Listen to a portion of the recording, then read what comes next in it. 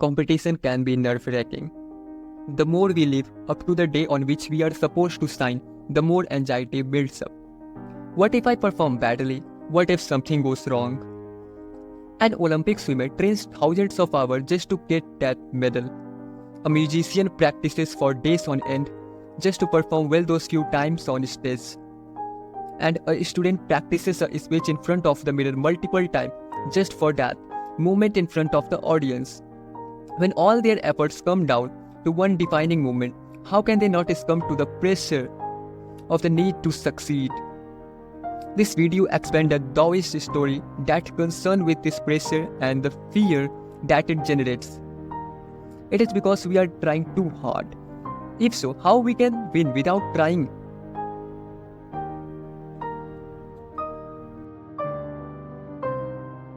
Guys, be in the video till last. You are going to learn a lot of things from this video.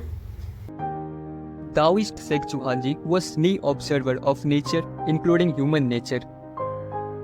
He figured out that the version of the future often negatively affects our performances in the present moment. To illustrate this, he tells us a simile about an archer.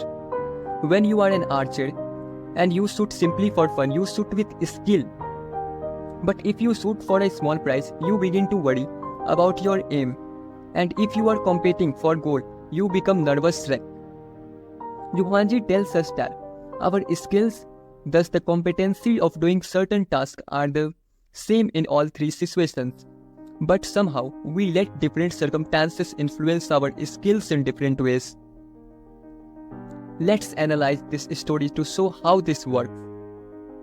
When we play for fun, winning or losing doesn't matter. This means that we are not burdened by possible consequences.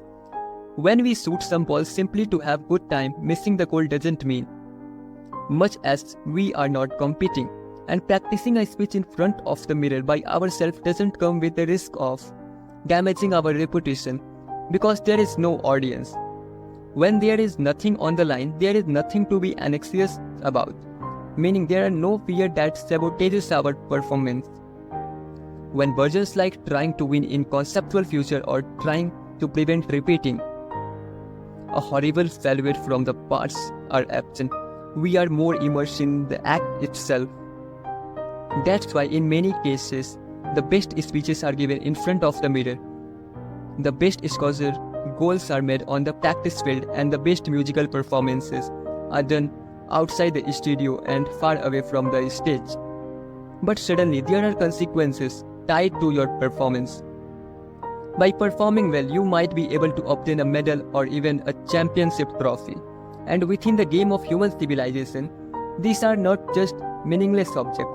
These prizes represent symbols of success that come with increase in reputation, and in some cases, an opportunity to monetize our success.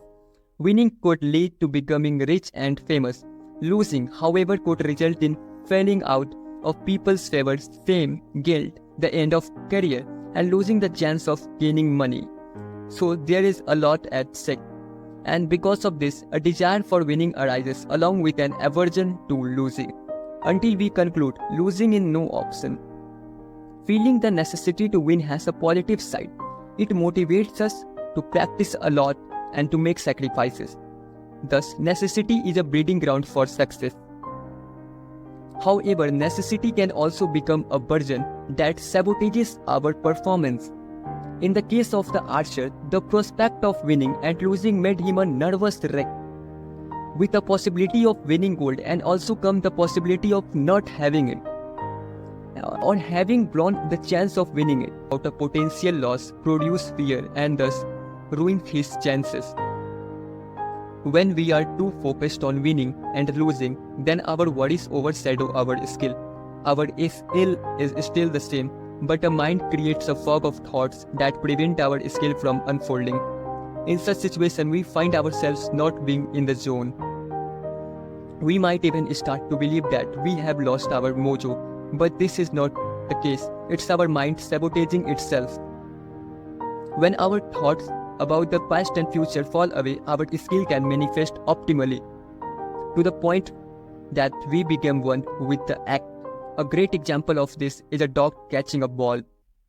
When the dog sees you throwing the ball, it jumps towards it with great precision, catches it without even thinking about landing, as it's focused purely on catching the ball. It doesn't act because of a prize, it acts for the sake of acting. Catching a ball is a part of the dog's nature. However, we are not dogs.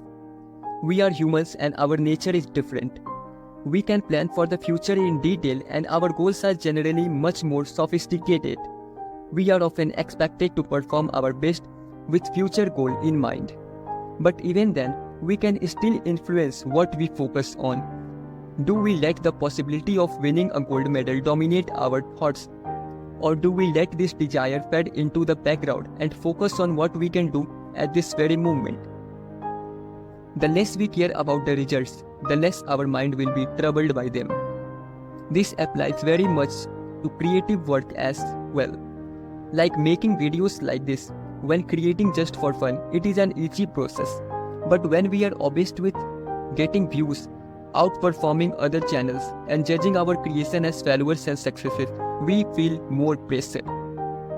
The need for success, the desire for fame, the prospect of getting paid could overshadow the overall performance of the content creator. Thus, when there is something on the line, in the same cases, one's livelihood, then what once was a joyful pastime could become a stressful and anxiety-provoking chance. Worrying about the results obstruct our ability to focus on the task at hand. This is detrimental, as our best performances are the ones that we are immersed in. This immersion is known as flow state. In this state, a swimmer forgets the water and a soccer player becomes the field and painter the movement of her brush. Within that movement, they don't try to win anything. They don't act for the sake of obtaining a prize. They have switched off their expectation and desire and reduce their very being to the act. And that's the key. Thanks for watching, guys. Guys, don't forget to subscribe this YouTube channel and leave a like on this video. Thank you.